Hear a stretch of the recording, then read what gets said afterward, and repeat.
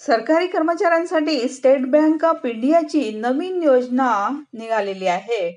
आता हा आर्थिक लाभ मिळणार आहे.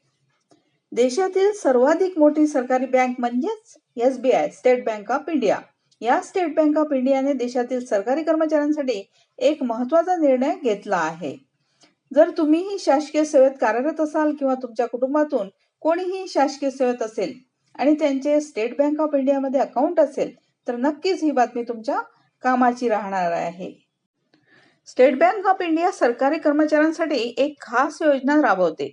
या अंतर्गत ज्या सरकारी कर्मचाऱ्यांचे स्टेट बँक ऑफ इंडियामध्ये खाते असते, त्यांना एक विशेष प्रकारचे क्रेडिट कार्ड बँकेतून पुरवले जात आहे.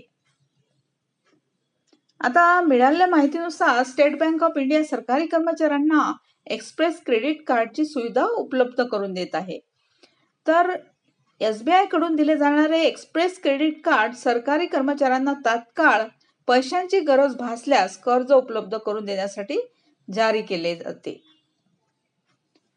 स्टेट बँक ऑफ इंडिया या अधिकृत वेबसाईटवरून प्राप्त झालेल्या माहितीनुसार एक्सप्रेस क्रेडिट कार्ड धारक सरकारी कर्मचाऱ्यांना जास्तीत जास्त 35 लाख रुपयापर्यंत कर्ज मिळू शकते. या अंतर्गत सरकारी कर्मचाऱ्यांना त्यांच्या मासिक पगाराच्या 24 पट किंवा जास्तीत जास्त 35 लाख रुपयापर्यंतचे कर्ज मंजूर होते.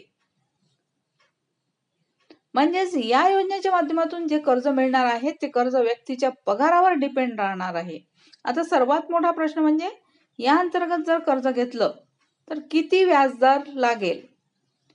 तर या एक्सप्रेस क्रेडिट कार्ड मधून कर्ज घेतल्यास साधारणतः 10.05 ते 15.05 दरम्यान व्याज लागते. त्याचवेळी जे संरक्षण दलात कार्यरत आहेत अशा कर्मचाऱ्यांना फक्त 10.50% या सवलतीच्या व्याजदर हा अंतर्गत कर्ज उपलब्ध करून दिले जात आहे. या योजनेतून कर्ज घेतल्यास किमान 6 महिन्यांपासून ते 7 वर्ष किंवा रिटायर्ड होईपर्यंत कर्जाची परतफेड करावी लागते.